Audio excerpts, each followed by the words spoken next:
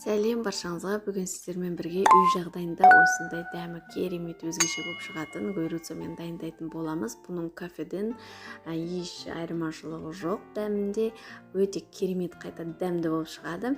Бізге қажеті бәсәй, осылай қызыл бұрыш, аштан ұнатпасаңыздар тәттісін ауыстырсаңыздар да болады. Менде стрелка, егер ол жоқ болса, сіздер жамды қоссаңыздар болады.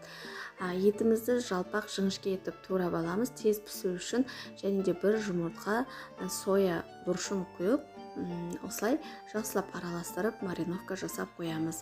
1 сағаттай осылай тұру керек. Егер ет қатты болатын болса, сіздерде онда мариновкасын 2-3 сағат бұрын жасап қойыңыздар.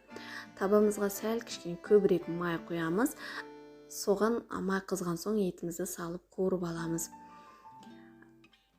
Етімізді 15 минуттай қуырсаңыздар болады. Егер қатты ет болатын болса, тағы да кішкене су құйып, 20 минут, 30 минут қуырып алуға болады, жұмсақтау пісу үшін.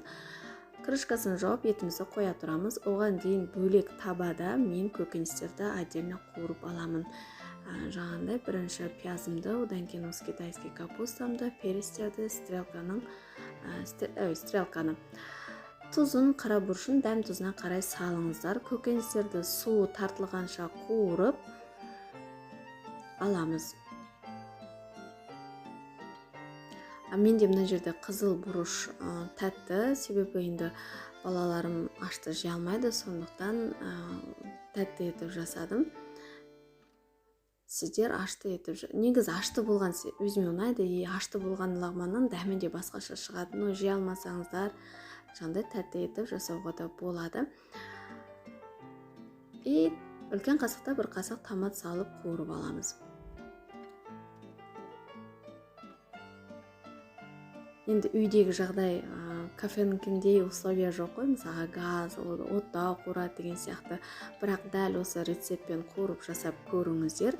Мен үнемі осылай дайындаймын. Дәмі өзгеше болып шығады. Оған дейін енді лагманымызды созып, суға пісіріп, кесіп, дайындап қоямыз. Осылай средний. Одан кейін осы подливқа салып, жақсылап араластырып аламыз. Мына жерде менде газ қосылулы, сондықтан лагман суық болмайды, ыстық күйінде тартылады.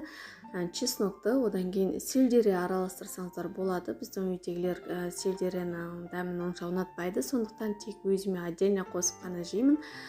Сондықтан егер ұнатсаңыздар, сельдерені салсаңыздар болады. Лагманға қосады оны. Өте дәмді шығады, достар. Каналыма тіркеліп, лайк басып, комментарий қалдыруды ұмытпаңыздар. Рахмет.